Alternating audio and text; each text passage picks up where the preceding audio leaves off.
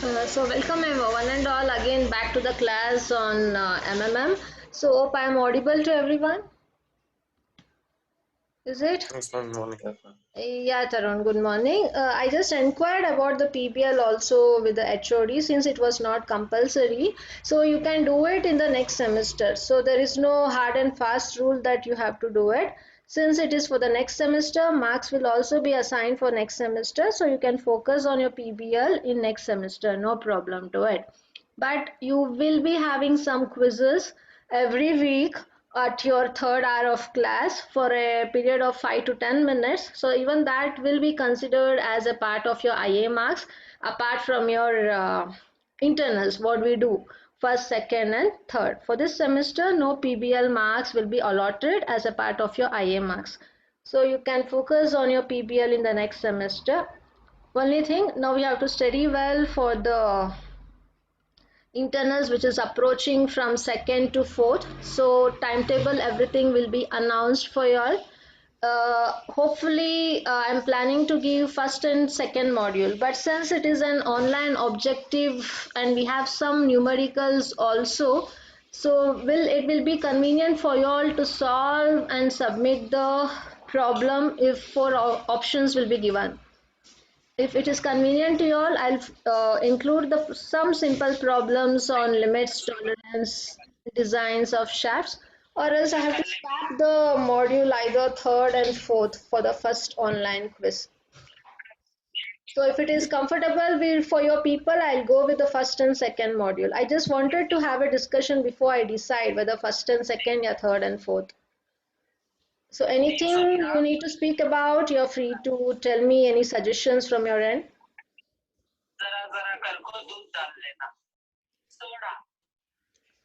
Please mute your mic. Who is this?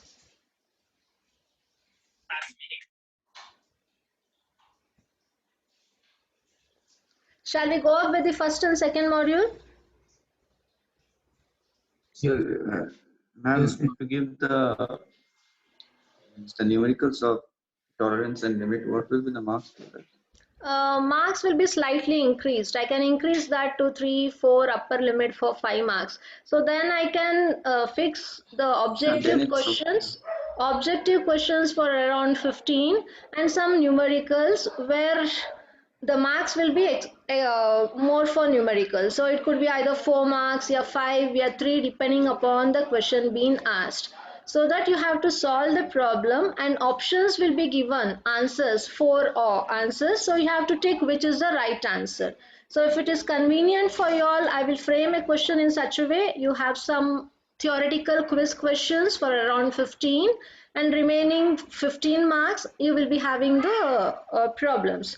So if it is okay, so I will go up in that pattern. So before me finalizing myself, I just wanted to discuss with you people whichever is convenient to you all. So if that is fine, I'll go with the same thing. Is it okay for It's fine, ma'am. everyone? Yes, ma'am. Just ma'am, it's okay. Okay, then fine. We will fix up module 1 and 2. You will be having a part of theoretical questions as well as the numericals. So marks also will be enhanced for the numerical problems. For theoretical, it will be objective of 1 mark each. So this will be the pattern. Then we will decide with the module 1 and 2. So you can prepare with module 1 and 2. Hopefully 1 and 2 was done in the college.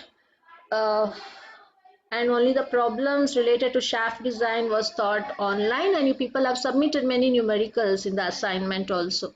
You have all the basic thorough material with you right from module 1 until 4, so no problem. So I will stick on to it.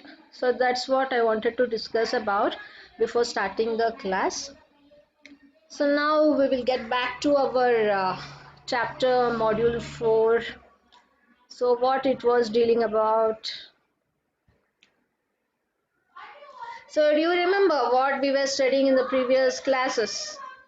So we were dealing with respect to the modifying and terminating devices, and we studied a n number of classifications related to it. We studied what do you mean by ballast circuit, because various type of circuit comes into picture when you want to get the output in the terminating device. So these circuitry systems are very important. So we studied about the simple electric circuitry system, and we studied about the ballast circuit. Then we understood what you mean by amplifiers, what is the need of electronic amplifiers. In that, the main classification we dealt about related to vacuum tube amplifiers also.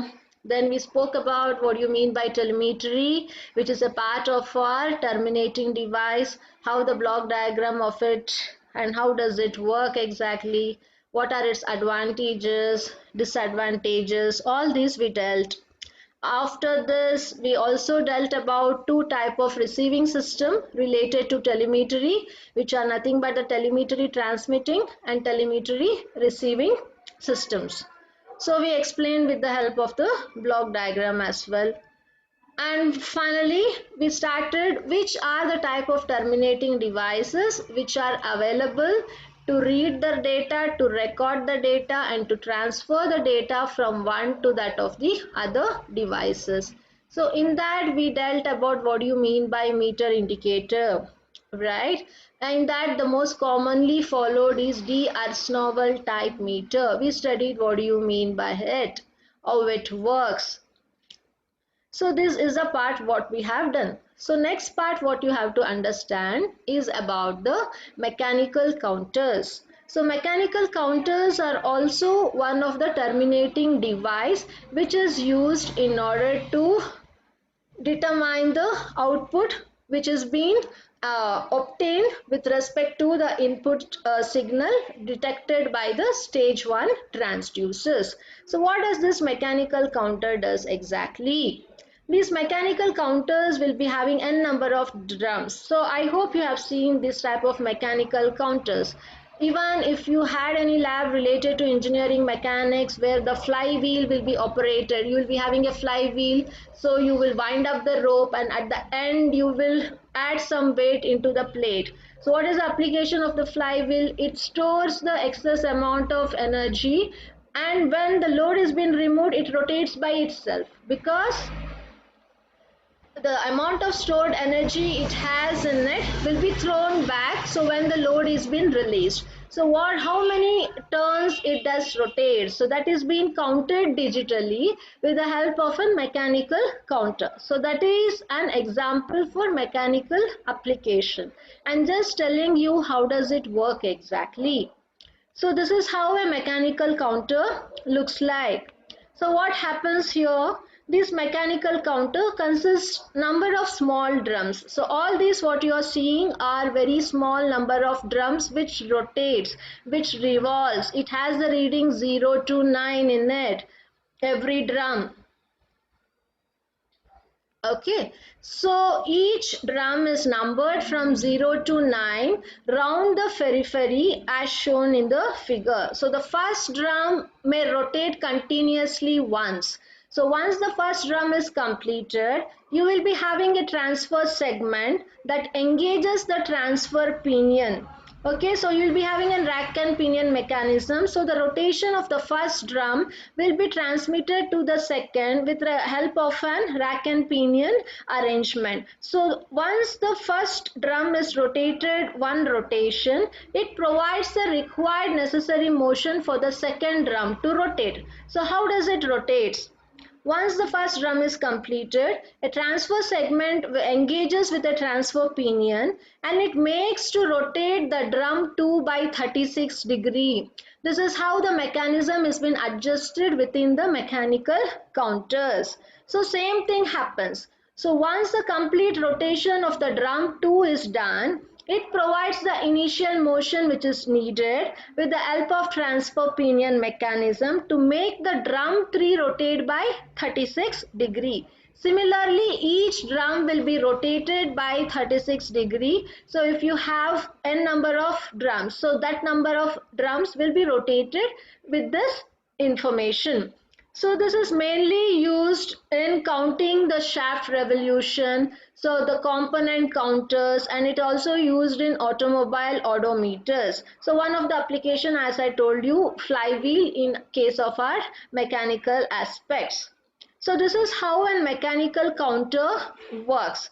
Apart from this, other alternate operation can also be obtained by using an electrical solenoid, or it could be actuated by using a pulse directly from a switch, or you can use a transducer to get the required rotation. So any means could be used in order to get the required revolution in the mechanical counters. So this is how an mechanical counter works.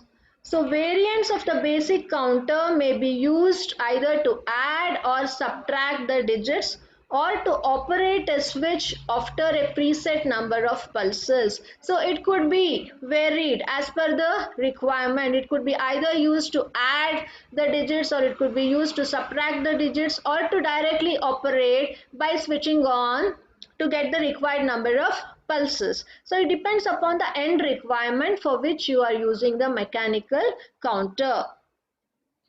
So this is about the engagement of the pinion to the rotation from one drum to the another, and this is how exactly an mechanical counter looks like. So this is one of the terminating device. In the last class we dealt about D'Arsnoval type meter. So this is one of the terminating device, and this is the second one what we dealt now, which is our mechanical counters.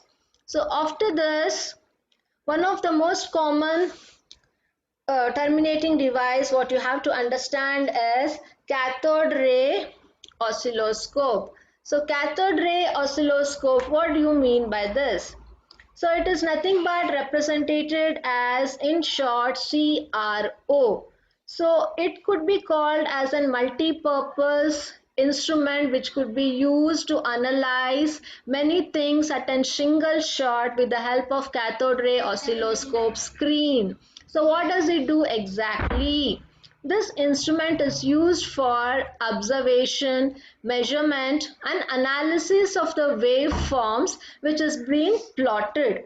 So the CRO consists of an screen in which the waveform could be displayed along the y-axis and the x-axis, and hence you can call a CRO plotter as an XY plotter also.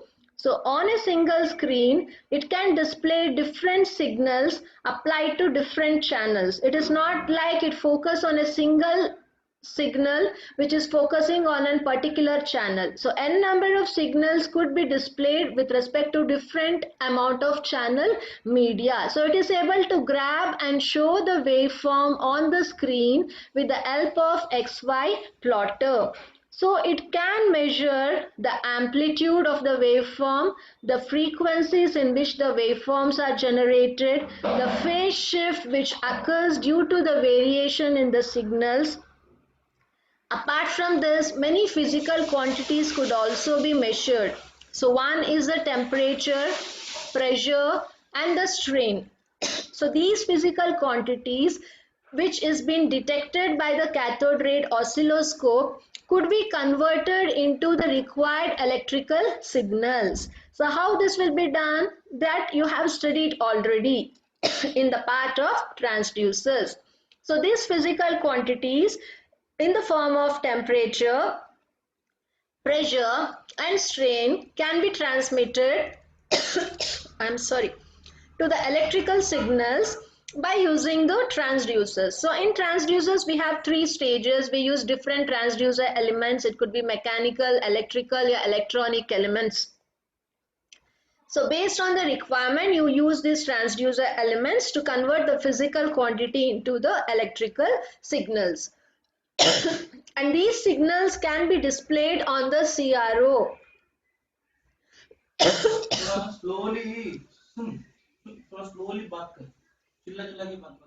And these could be displayed on the CRO.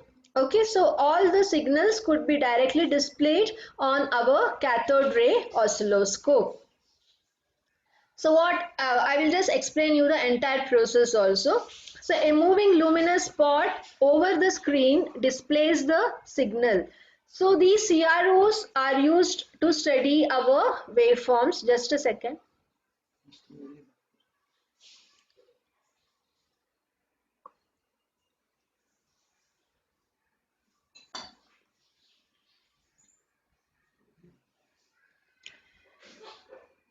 So you will be having the luminous part which will be displayed on the screen. So this will be the cathode ray tube, and you will be having the screen. So it will be displayed on the screen the signals what you are receiving from the sensed physical unit to that of the electronic signals.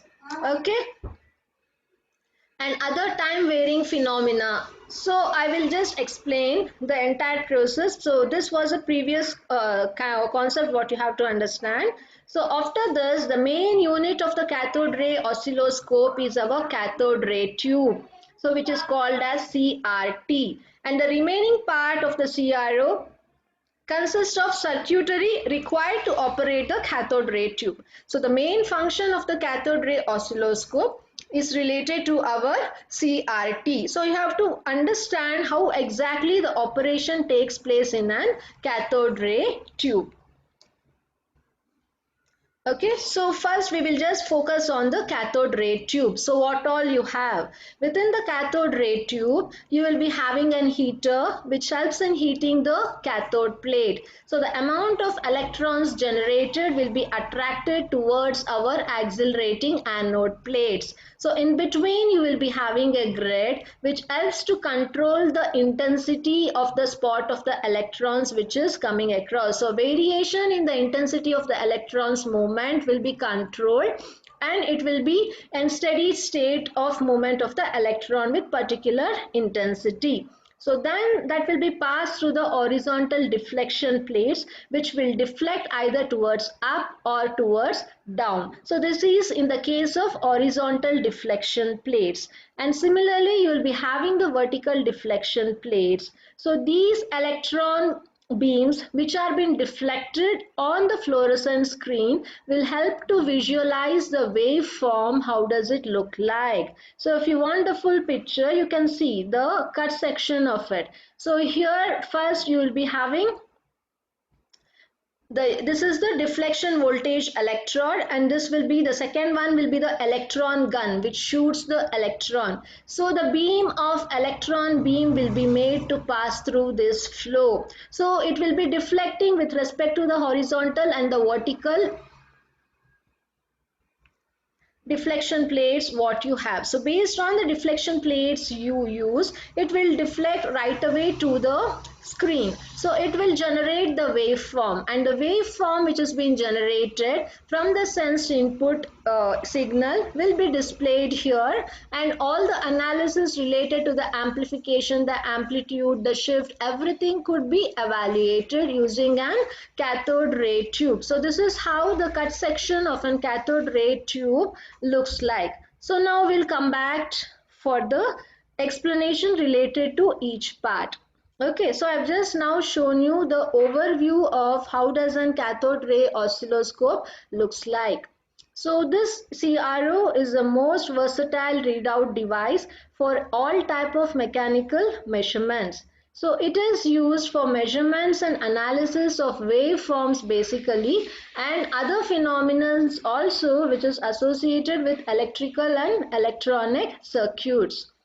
So basically CRO is a voltage sensitive instrument which sends the voltage which is being embedded to it with the help of an electron beam striking. So the electron beam which has been generated have to strike the fluorescent screen, or else it cannot impart you the waveform of the signal. How does it look like? So if it is not visible, then you cannot do the analysis of the waveform, and hence it is always necessary that the electron beam strikes the fluorescent screen. The extremely low inertia beams of electron. So the inertia with which the beam of electrons travel should be extremely low, so that it will be helpful for obtaining rapidly varying voltages. Okay, so the main part of the cathode ray oscilloscope I told you already, it is the cathode ray tube. So what does the cathode ray tube consist of? First, it consists of an electron gun assembly.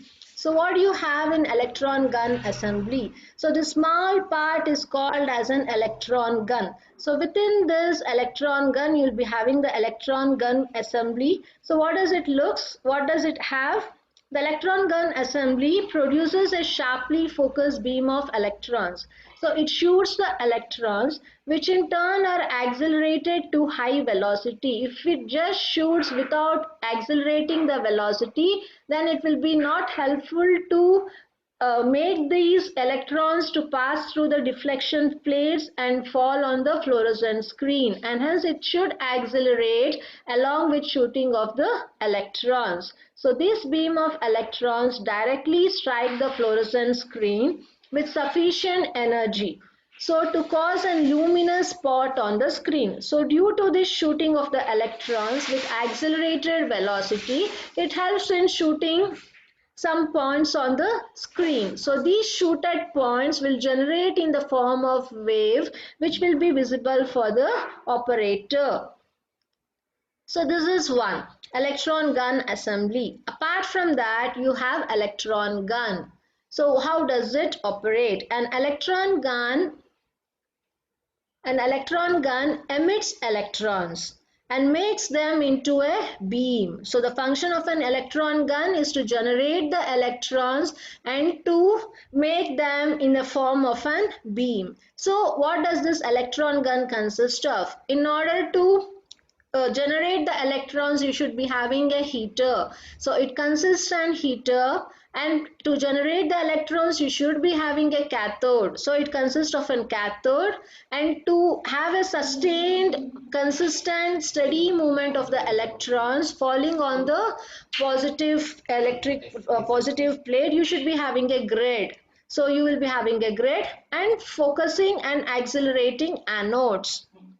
So this is the entire electron gun assembly. So you will be having a heater which heats the cathode plate. So due to heating, the cathode plate generates the electrons. The generated electrons will be attracted towards the anodes. So these will be the accelerating anodes, which helps in accelerating the velocity with which the electrons will shoot on the fluorescent screen, and hence it should not be stationary anodes, it should be accelerating one. So this intensity with which the cathode electrons are falling on anode should be consistent, and hence we use a grid here to control the spot intensity. So this entire thing is the assembly of an electron gun.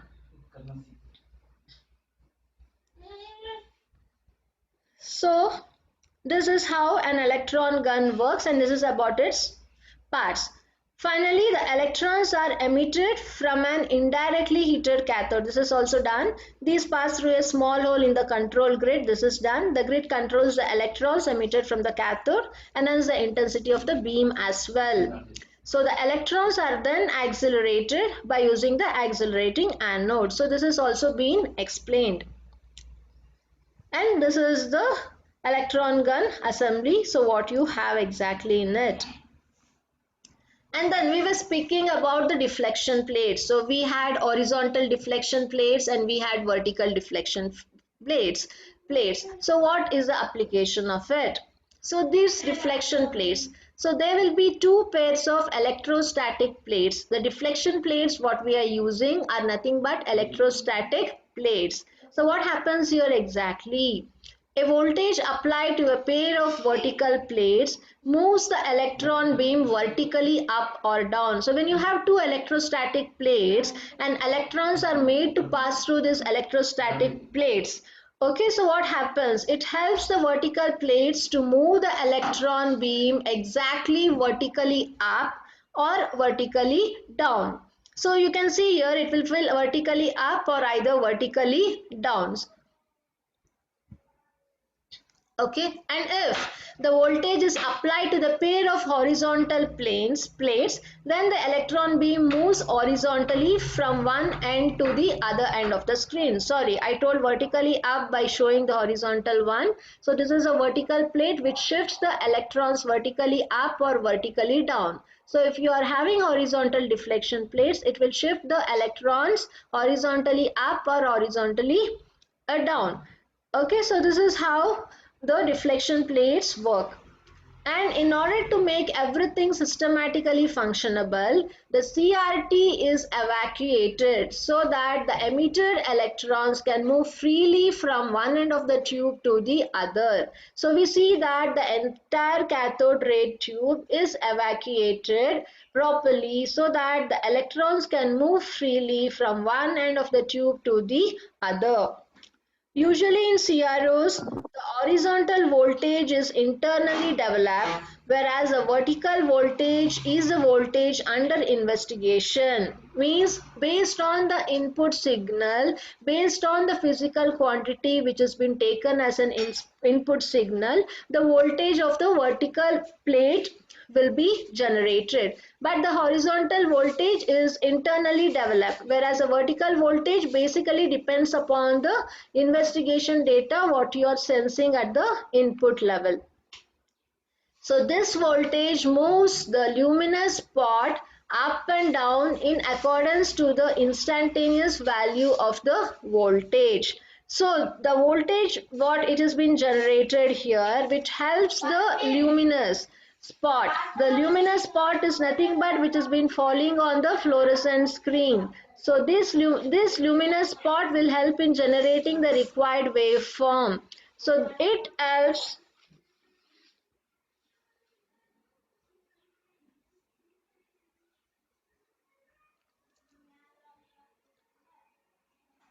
So this voltage moves the luminous spot up and down in accordance with the instantaneous value of the voltage. So what instantaneous amount of the voltage is been induced, so that will be used in order to locate the luminous spot, so that it helps in tracing the required waveform. So the luminous spot, it starts falling on the screen. One spot, two spot, 3, 4, 5, 6, 7, n number of luminous spots. So which finally helps in generating the required waveform on the screen. So it depends upon the instantaneous voltage which has been induced internally by the CRO.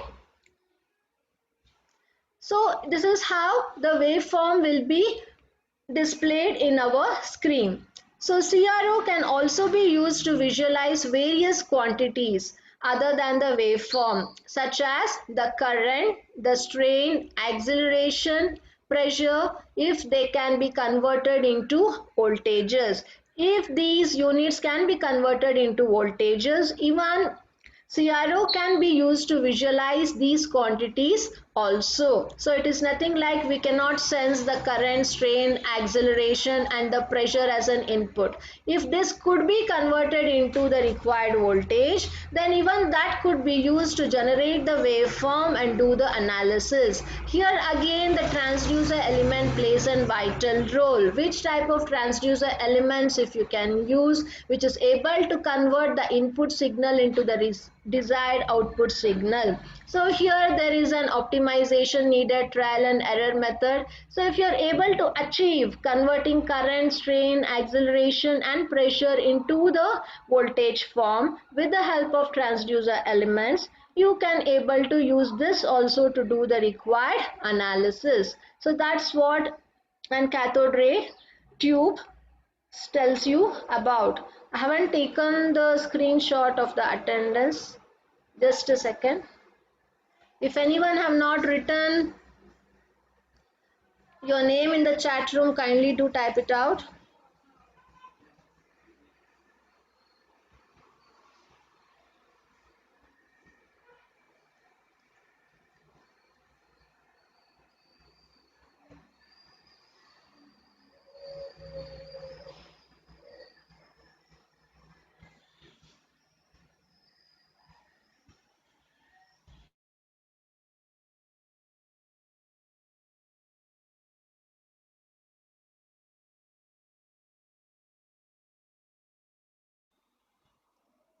Okay, so I can see 41 and only 36 participants here. How come?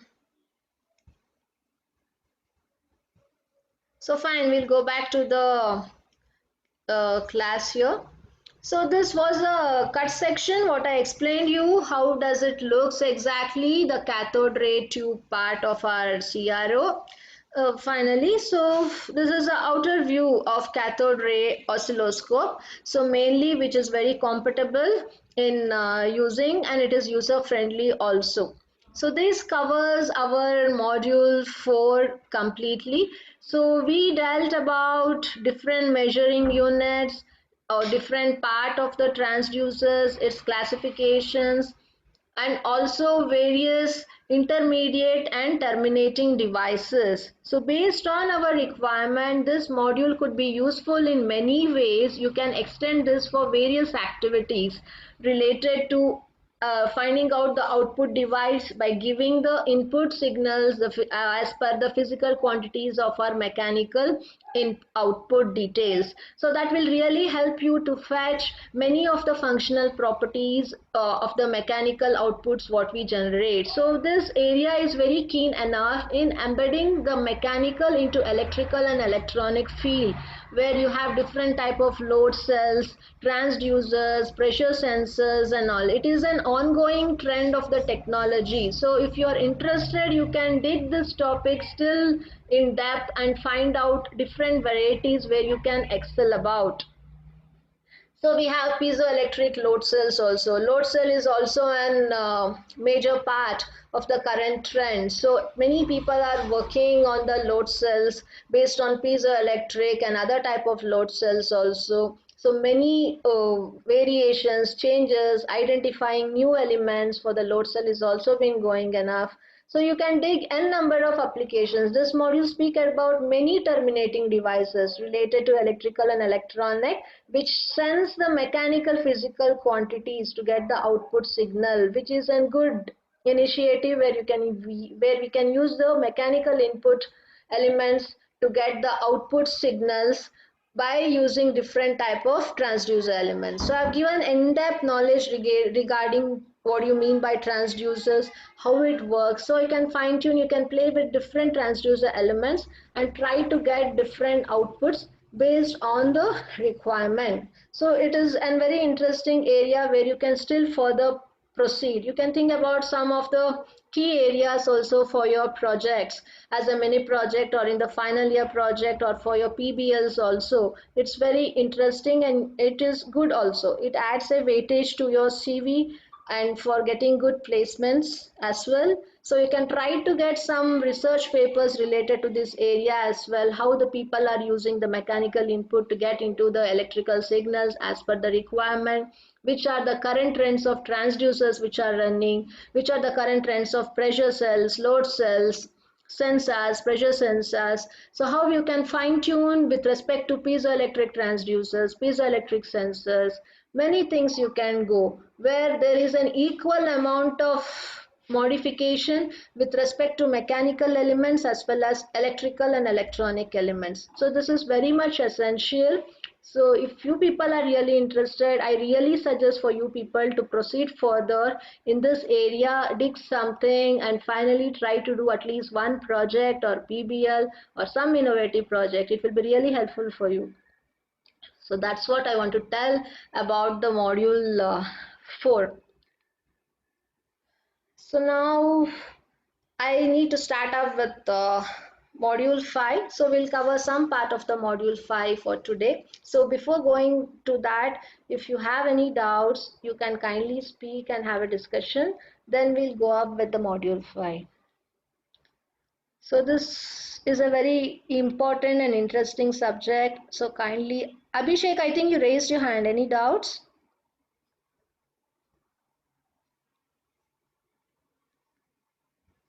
Abhishek, you're here?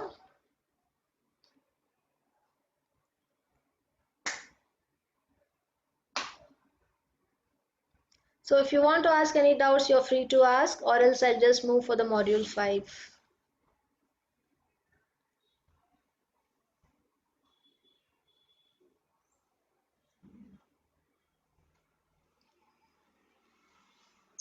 Is it possible to conduct a revision drive on module 1 and 2 just before the internals?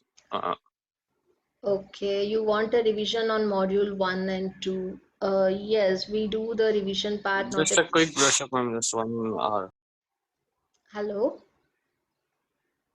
Hello. Yes, ma'am. Just a quick brush up over all the topics, ma'am. Okay, fine. Like Hello. you have, yeah. Not a problem. We'll do that. So I have today Tuesday class is over almost, and then Wednesday tomorrow I'll just keep the material. I hope you people have the material of module 1 and 2, right, with you all? Yes, ma'am. Yes, ma'am. Yeah. So I will just brush out last 15 or 20 minutes. We were supposed to conduct a quiz also tomorrow. Uh, Fine. Any other free classes you have?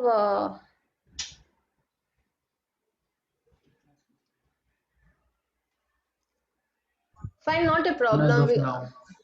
Uh,